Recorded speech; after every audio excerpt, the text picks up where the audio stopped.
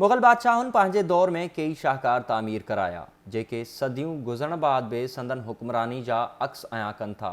लाहौर में कायम बादशाही मस्जिद, शाही किलो, शादरा बाग, हिंदुस्तान वारो ताजमहल ऐं ॿियूं इमारतूं मुग़ल बादशाहत जे शाहकार तौर सुञातियूं वञनि थियूं। मुग़ल हुक्मराननि हिंद तोड़े सिंध में नंढियूं वॾियूं इमारतूं जोड़ायूं जिन में मस्जिदूं भी शामिल हुयूं ऐं अहिड़ी ई हिकिड़ी मस्जिद ज़िले टंडो मोहम्मद ख़ान जे तालके बुरड़ी शाह करीम वेझो ॾाॾू शहर में मौजूद आहे। ही मस्जिद अॼु खां 500 साल अॻु मुग़लिया सल्तनत जे बादशाह शाहजहान तामीर कराई हुई जेका हाणे हुकूमती बेध्यानी सबब ज़ुबूं हाल बणिजी वई आहे। जामा मस्जिद ॾाॾू आसार क़दीमा वारे खाते जी बेध्यानी सबब पंहिंजी रौनक विञाए वेठी आहे। मस्जिद जूं दीवारूं हंधा हंधा ॾारिजी पयूं आहिनि। मस्जिद जी बहाली लाइ इलाइक़े वासी पंहिंजी मदद पाण तहत चंदो करे मस्जिद जो तरक्याती कमु कराइनि था। मस्जिद बाबति इलाइक़े वासियुनि जैकब न्यूज़ सां ॻाल्हाईंदे चयो त हिन क़दीमी मस्जिद मां कई नाले वारी शख़्सियतूं दीनी सिख्या वठी चुकियूं आहिनि जंहिंजो ज़िक्र शाह अब्दुल करीम बुरड़ी वारे जी किताब ज़बानुल आरिफ़ीन में बि आहे। तक़रीबन 500 साल लॻभॻि हिनखे थी विया आहिनि। मुग़लनि जे दौर में ठहियलु आहे। मुग़लनि जो दौर हो जॾहिं हिंदुस्तान ते मुग़ल हुआ त सिंध में कलोड़ा हुआ, उन दौर जी ठहियलु आहे।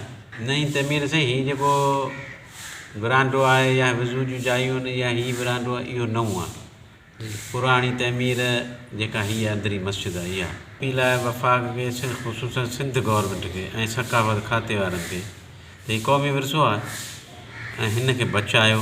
हिन खे हींअर शदीद ज़रूरत आहे मरमत जी। उन खां अलावा असांजे ॻोठ जे आस पास जा माण्हू अचनि था। जामे मस्जिद आहे, जमायत वॾी थी वञे, हिन खे वधाइण जो बि जेकॾहिं को गवर्नमेंट को मदद करे या कमु करे त इहो अलाह हुननि खे अजर ॾींदो। हींअर आदमशुमारी घणी आहे ऐं मस्जिद छोटी आहे। इन जे करे असां अहिड़ी अपील था करूं गवर्नमेंट खे त असांजो एतिरो सहारो करे त जीअं जमायत बि पूरी थी वञे ऐं मस्जिद बि थोरी वॾी थी वञे। इहो असां ते माना थोरो आसान थी वियो। क़दीमी मस्जिद आहे जी, पुराणे दौर जे अंदरि मुग़ल जे दौर खां या कलोल जे दौर खां ॿुधंदो आहे। वधण खां इहा ॻाल्हि ऐं मस्जिद तमामु जेकी आहे उनजी मरमत जी ज़रूरत आहे ऐं जामी मस्जिद आहे। असांजो राय आहे त हाणे उमत वधी वई आहे, हरकत हींअर वधी वई आहे। अॻु में मस्जिद नंढी हुई, पोइ कुझु मरामत बि थी आहे पर अञा जमात पूरी नथी थिए। जे हिनखे वधायो वञे त असांजी मदद थी वञे त उन्हनि खे बि सबबु मिलंदो।